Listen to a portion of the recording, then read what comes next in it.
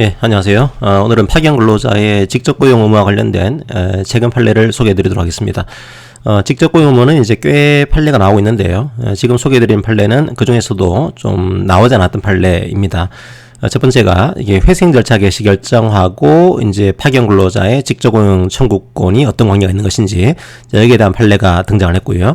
두 번째로 이제 파견 근로자에 대해서도 차별을 금지합니다. 그런데 만약에 이 파견 근로자가 정년을 이미 도과했다라고 한다면 사용사업주의 어떤 정년 규정에 따라서요.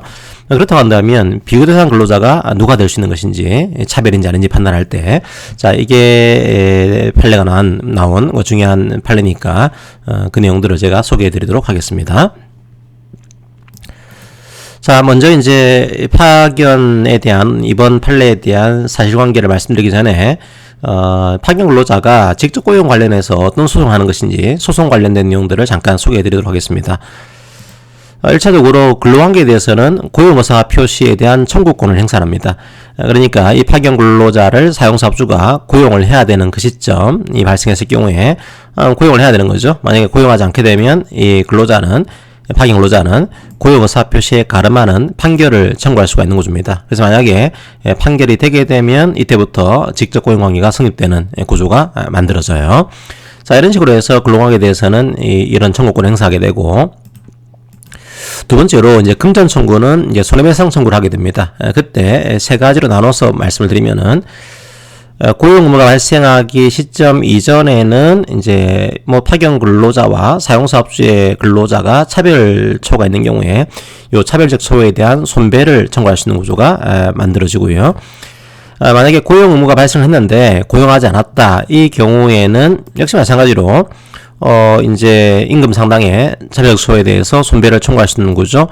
이게 불법행위에 따른 손배를 청구하는 것도 가능하고요. 혹은 직접 고용 의무를 이행을 해야 되는데 그 이행을 하지 않았기 때문에 그 불이행에 대한 채무 불이행에 따른 손배 청구를 하는 것도 가능합니다. 선택적으로 청구하는 것이 가능해지겠죠.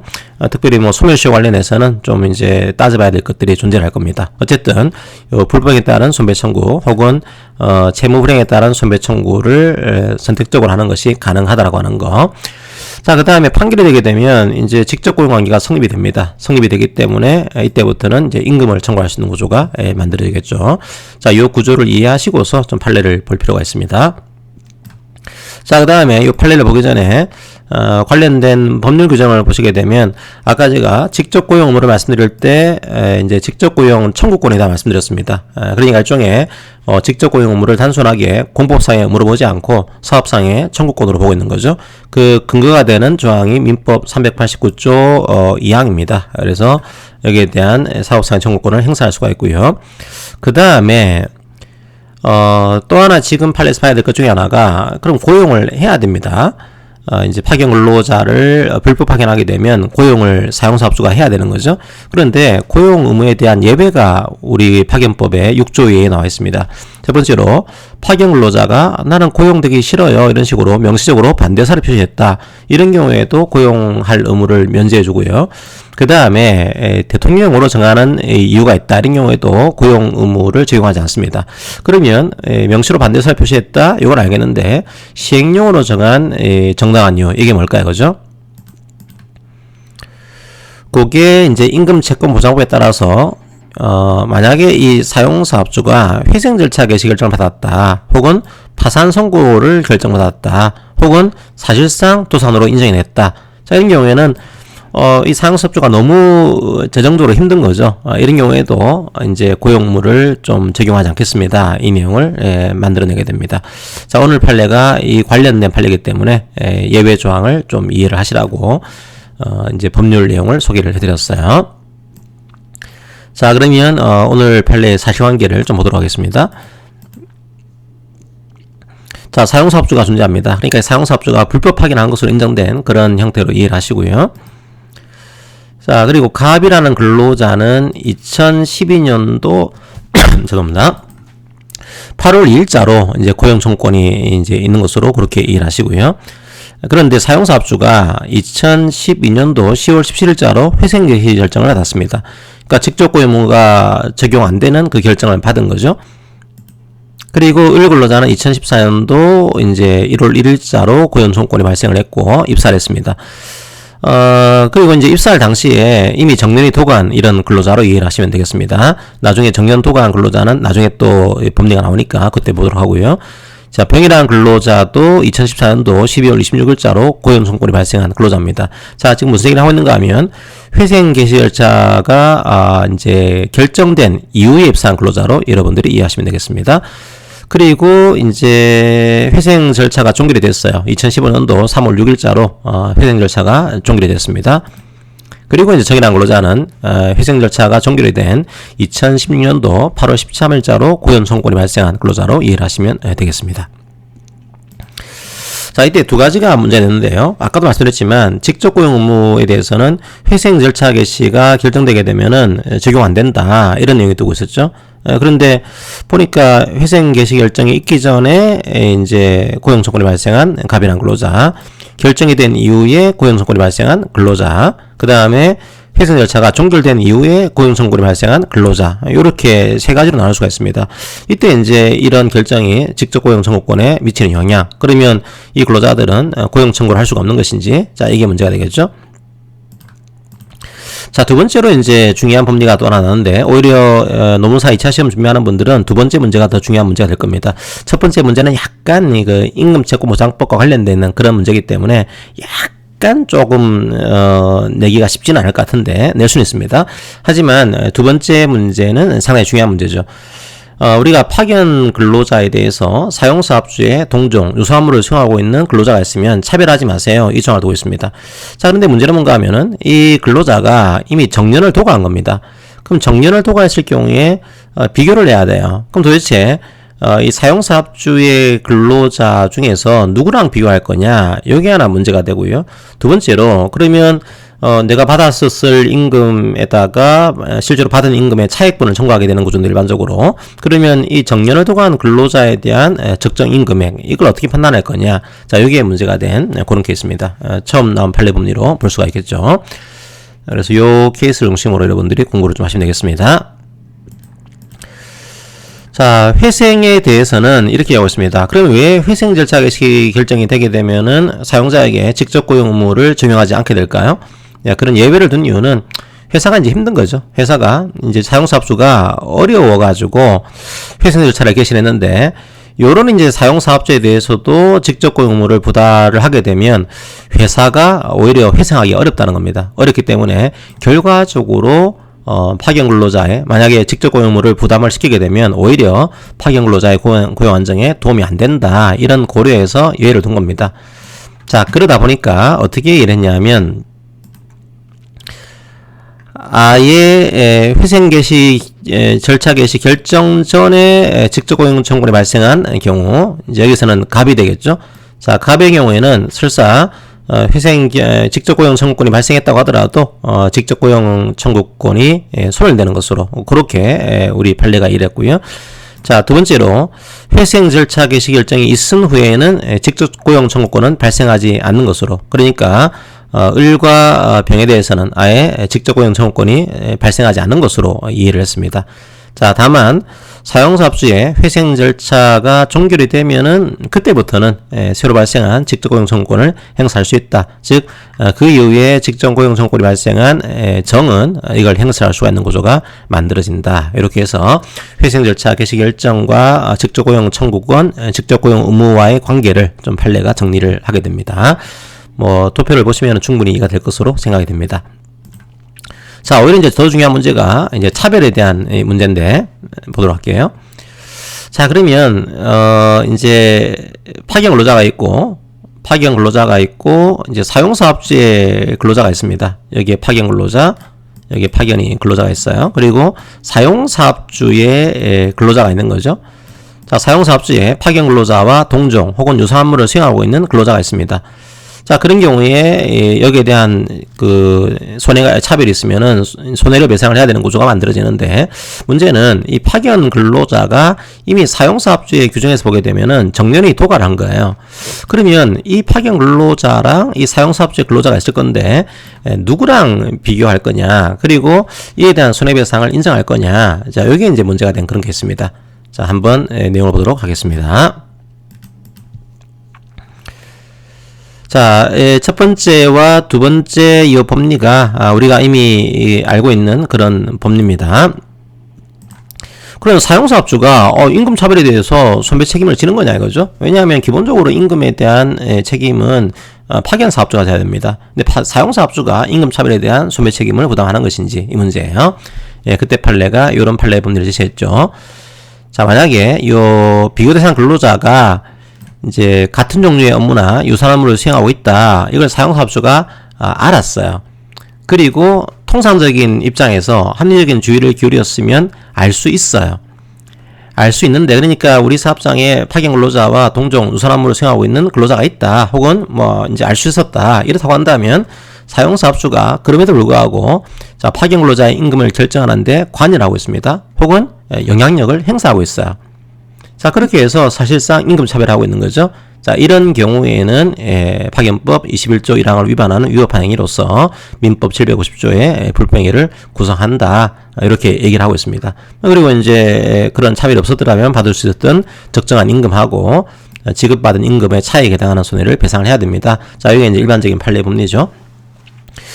그러면 이제 핵심은 또 차별이 있다고 해서 무조건 이제 이 법에서 금지하고 있는 게 아니고 이게 합리적인 이유가 있다라고 한다면 차별을 형하고 있습니다.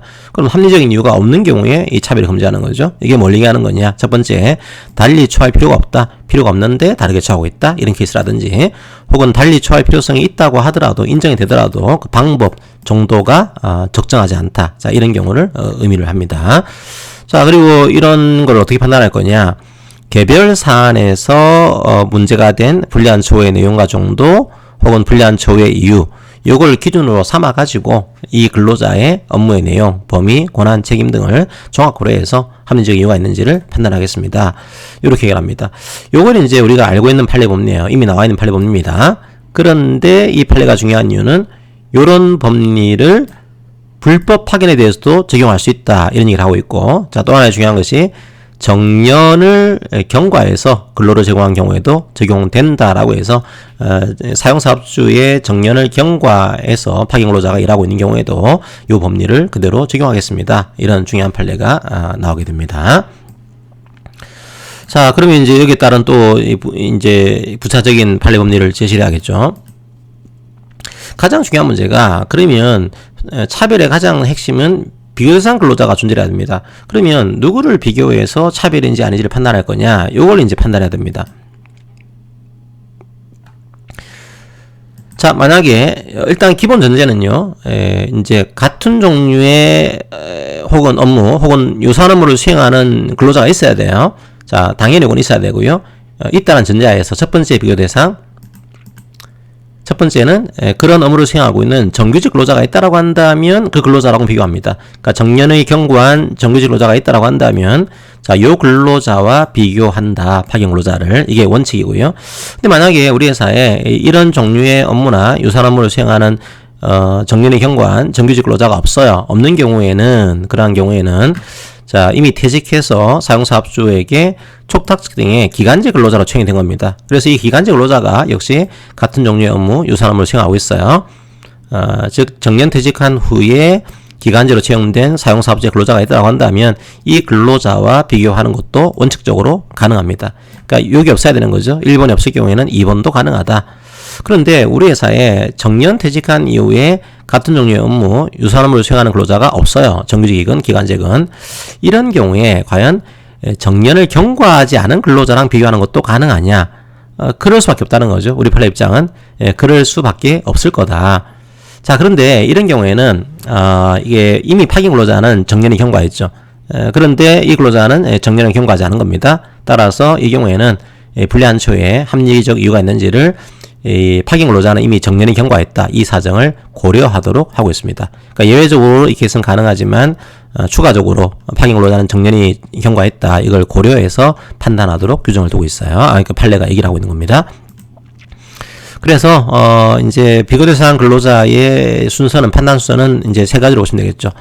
첫 번째로 만약에 우리 회사에 동종 유사한 업무를 수행하고 있는 이 파견 근로자와 동종 사람을 생각하고 있는 정년이 경과한 정규직이 있다라고 한다면 그 정규직과 비교하고, 없다라고 한다면 기간제 근로자랑 비교하고, 정년이 경과한 이후에 동종 유사람을 생각하고 있는 근로자가 없다 이런 경우에는 정년을 경과하지 않은 근로자랑 비교하는 또 예외적으로 가능하지만 이때는 파견 근로자는 이미 정년이 경과했다 이 사실을 추가적으로 고려를 해야 됩니다. 이것들을 판례가 제시를 하게 됩니다.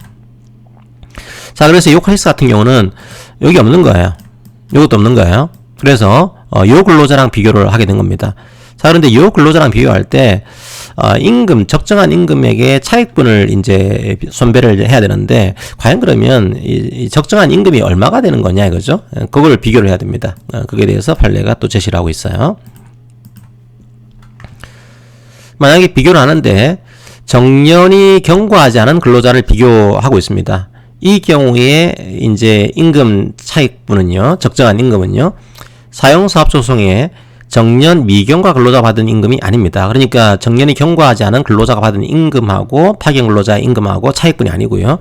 이렇게 하는 거죠. 사용사업주가 정년을 경과한 근로자를 채용하였더라면 지급했을 적정한 임금, 이걸 보는 겁니다. 그러니까 지금 없으니까 이제 비교대상 근로자는 정년을 경과하지 않은 근로자를 비교를 했는데, 임금에 대한 차익분은 그게 아니고 정년을 경과했다 한 근로자를 채용했다면 지급했을 적정한 임금, 이거를 가지고 비교하라는 겁니다. 그래서 요걸 판단할 때는 정년이 경과한 파견 근로자가 구체로 수행한 업무의 내용, 범위, 권한, 책임, 요걸 비교하게 되고요. 동종사업장의 관행, 요것도 좀 고려를 하게 되고, 그 다음에 혹시라도 같은 종류의 업무나 유사한 업무가 아니라도 다른 종류의 업무에서 이제 정년 퇴직한 근로자를 일시적으로 고용한 그런 적이 있습니다. 만약에 그렇다고 한다면 그 근로자에게 지급한 임금과 퇴직 전 임금의 차이와 비율, 요걸 고려해서 산정을 해야 됩니다 라고 하는 중요한 판례 법리를 제시하게 됩니다. 그러니까 어쩔 수 없이 정년을 경과하는 근로자가 있다라고 한다면 그건 문제가 안 되는데, 정년이 경과하지 않은 근로자하고 비교할 때는 이제 그 근로자 받은 임금이 아니고 정년이 경과한 근로자를 채용했다라면 받을 수 있었던 그런 임금, 그거랑 비교를 한다는 거죠. 그럼 이걸 이제 산정을 해야 되는데, 요 산정의 방식은 이런 식으로 판단 기준을 제시를 하고 있는 겁니다. 자, 그래서 이제 우리 판례가 또 뭐라고 하는가 하면, 만약에 정년을 경과하지 않은 근로자에 대해서 이 임금 피크제가 시행되고 있다 그러면 그것도 고려해야 될 사정이 될 수 있다, 이런 얘기를 하면서 자, 이 내용을 원심으로 파기환송을 했습니다. 파기환송한 사실심도 판단하기 쉽지 않겠죠. 그러니까 이런 것들을 종합적으로 판단을 하게 될 겁니다. 어쨌든 이 케이스에서는 정년이 경과한 파견 근로자에 대한 어떤 차별적 소에 대한 판단의 기준, 임금에 대한 판단의 방법, 요것들을 제시를 했기 때문에 상당히 의미가 있는 중요한 판례로 볼 수가 있습니다. 조금 내용이 복잡하긴 한데요, 여러분들이 충분히 좀 차근차근 보시면은 이해가 될 수 있는 판례니까 한번 차근하게 다시 한번 이 판례를 점검을 해보시기를 바랍니다. 자, 오늘 판례 강의는 좀 길었네요. 이것으로 오늘 판례 강의는 마무리하도록 하겠습니다. 감사합니다.